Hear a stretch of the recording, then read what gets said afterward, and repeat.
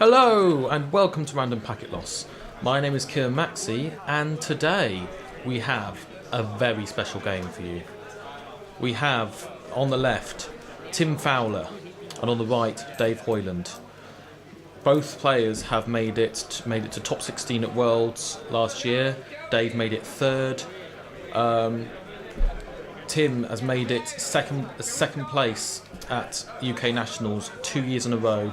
Dave Hoyland, UK National Champion 2014. And before this starts sounding like the winning agenda, I'm going to stop. But yes, two very, very good players here.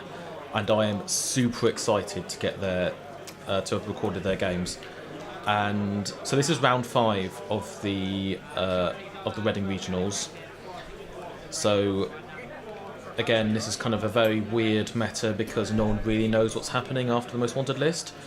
Tim Fowler, the Astro Man, I imagine is quite upset about the Astro nerf, but here we have him playing Sync, and of course Dave playing Whizzard. So I'm very interested to see what these guys are playing. I mean, I think I have a pretty good idea of what Tim's running, given that it seems like a fairly standard Sync list. But who knows what Dave is running. I'm not sure if he's ever run a deck without Account Siphon in it. I'm pretty sure I glimpsed one while he was mulliganing earlier. So I think we're seeing some Siphon action here. Tim Fowler getting lots of early money there. He has, I think that's 15 credits. Dave only on 8. But he does have a Liberated in place, so it's going to be interesting to see just how much Dave is going to try and just contest Tim's money. Okay, so we know that Dave's on Siphon, so we know. I mean, we're pretty. I feel like he's going to aim to go tag me ultimately, but who knows?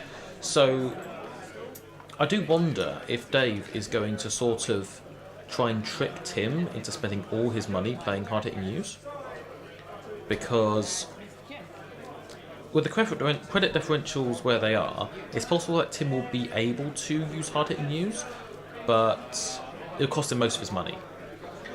And Tim not knowing what Dave's running, he might think that's a really good. He might think. I was saying, he might not know that Dave doesn't mind going tag me, which would mean that he could, so waste all his money and Dave come out on top. But Dave's running anyway. Runs into HQ, sees Dave's Raven, and bounces. Isn't going to take the tag. And runs the resistor, runs the trace, pays the trace, and steals the breaking news. So that's quite good there, because Tim was obviously looking to score that and then possibly close the count or something like that. That would have been a very strong play. But it looks like, Tim's quite content at the moment by the looks of it, just to kind of rush behind this. Just try and keep shoving things behind this resistor. But here comes down an Eater. Oh, so we're getting a knifed on the resistor. So he's going to eat up that ice. Oh, and there's Bernice May.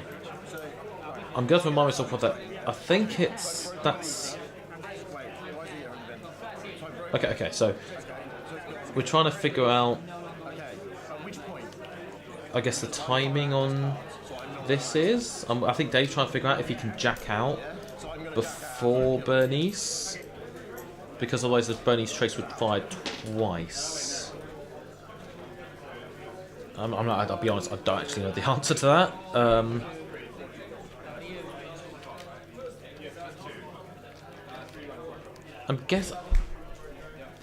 I'm guessing that there is opportunity for Dave to jack out there. So yeah. So it's a trace didn't fire, but he's going to do it this time.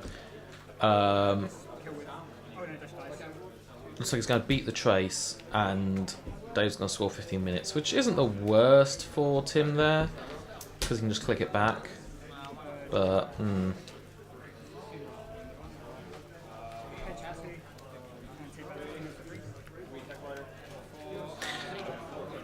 So it's kind of difficult with this Sync deck, because a lot of people were running it, and it's definitely a good deck, but myself and I think a few other people just found it just a bit inconsistent. But then again, I mean, especially against Siphon decks. I mean, if you can just, yeah, if Siphon decks can just kind of keep sinking the hole and don't care about the tags, then that kind of shuts down half the ice. And, yeah. Well, the cat's out of the bag now. Tim now, knows where Dave's influence is. The question is, does Dave just play both of them and just go tag me? I think probably not yet, because Tim still has a lot of money. But I don't know. It's no, he is going to go for the Siphon. So it'll be interesting to see if Dave. I think Dave must just go tag me at this point, because I mean he's taken 3 tags already. So. Oh, so is. No, I think. Yeah, so Dave let the trace on the data-driven fire, which means he's definitely going to tag me and then siphoned him down. Okay, so yeah, so this is where the matchup gets a bit interesting, because so suddenly, as you can see, half of Tim's ice does basically nothing. But the question is, does Tim have the tag punishment to close this game out? I don't know what he's running. He's almost certainly running exchange of information and closed accounts. There we go. So this is going to level the playing field a little bit more. So if Tim can... Okay, so this deck he'll be running probably 3 Quantum Predict models, 2 GFI, and the 1-pointers and the Astros and Beals. That's really rough, because Tim really wants to score that. But, okay, there's hard hitting news, doesn't care. But if Dave accesses a quantum predictive model, there we go, speak of the devil, and a GFI, suddenly Tim can exchange that, and that could be a really good out for Tim. And also this deck does run Sands, and Bazista is going to be a huge pain in the ass to get through right now. So like Tim's just taking some money and installing a remote. Of course, unfortunately, Sansa not the taxing beast Tim really wants it to be, with those Whizzard credits lying around.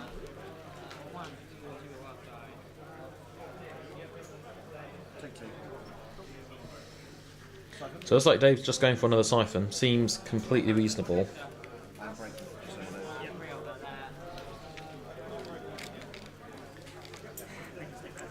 So Dave is tagged.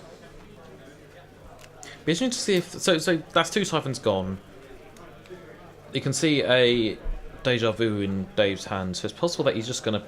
His plan is just to nail Tim to the floor with Siphons. But so seeing the 15 minutes again, I imagine Tim's gonna want to collect that back ASAP. Well, maybe not as soon as possible, but he's going to want to click it back. So yeah, he's going to click it back here. It dilutes the deck a bit, and really Tim would quite like to score that. I guess what he really wants is to score that, exchange it with a GFI, and then click it back again. Which basically means that Dave will lose 2 points, and Tim would gain 3 points out of nothing. Well, not nothing, but yeah. Which would be absolutely brutal. Yeah, because Tim's out here could well be... If Dave scores 2 GFIs, he can exchange one of them... I mean, he can exchange his kitten for one of them. If he can also exchange like his 15 minutes for one of them and then click it back, he can then score it again? Yeah, Tim can exchange 2 GFIs, he only needs one 1-pointer, and that is totally doable. But it's a lot of ifs and buts and maybes here. Dave has to access has to access the correct agendas, and Tim has to have the exchange in hand, and Dave's not going to make that easy with Wanton Destruction here. It is such a brutal card in any of these sort of tag punishment decks, because it wouldn't surprise me if Tim had an exchange in hand, but yeah, we're just holding it for the right time, and now that, if that's the case, then that's now gone.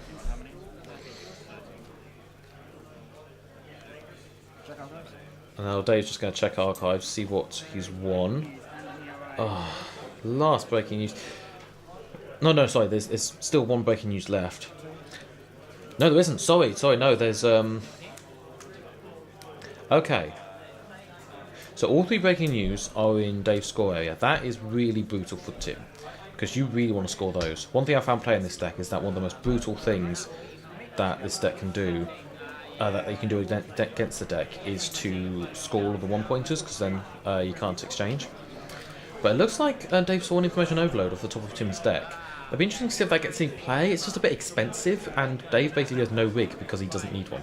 So actually losing that Eater would just not be the end of the world. Not at this stage. And, oh, that's game. Oh, so Tim, the Astro letting him down this time. That was very well played by Dave. Yeah, the one turn to get rid of exchange was huge. And, yeah, if Tim had made that, you know, quantum predictive model GFI play like a turn earlier, it could have been a lot better, because if he had the exchange or something like that.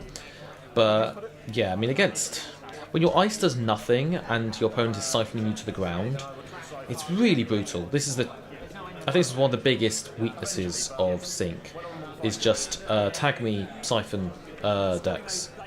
So, but yeah, I think we're going to move straight on to game 2. So I've been Kieran Maxey, this has been Random Packet Loss, and thank you very much for watching.